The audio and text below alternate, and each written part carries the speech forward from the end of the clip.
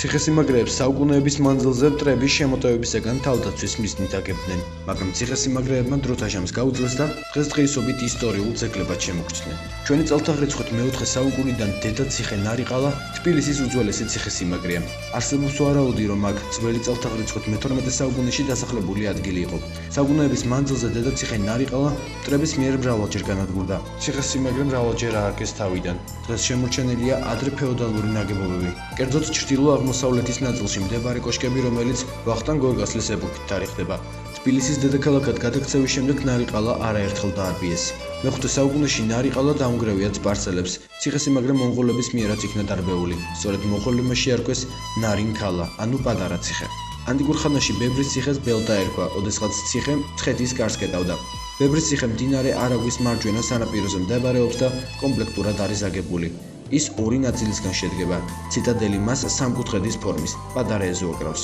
სამივე კუთხეში კოშკები მდგარა, რომელთაგან ყველაზე დიდი სამხრეთ-აღმოსავლეთისა.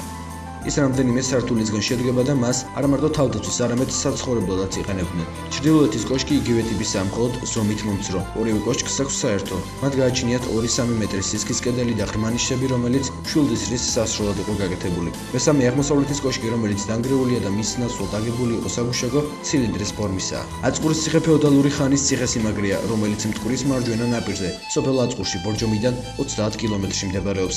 აწყურის ციხესიმაგრე სამხრეთიდან ბორჯომის ხეობას იცავდა. 1477 წელს ირანის შაჰმა უზუნ-ჰასანმა აწყურის ციხე დაარბია. მემატიანე მოუკითხებს: სპარსელები აწყურში რომ შეჭრილან, მათ მოსვლენეს მრავალნი ქრისტიანი, მღვდელნი და მონაზონი და ერისთაგანი. მე-14 საუკუნის მეორე ნახევარში ციხე ოსმალებმა დაიკავეს. 1770 წელს აწყურის ციხეს რუს-ქართველთა ლაშქარმა ალყა შემოარტყა, მაგრამ ვერ აიღეს. 1829 წელს ანდრიანოპოლისის საზავო ხელშეკრულების თანახმად ციხე ოსმალთა ბატონობისგან გათავისუფლდა. აწყურის ციხეს მშენებლება მოხერხებულად გამოიყენეს მაღალი და ძნელად მისადგომი კლდის რელიეფი და შექმნეს სამშენებლო თვალსაზრისით რთული და საინტერესო ნაგებობა. ციხეში შესვლა მხოლოდ გვირაბით ხერხდებოდა.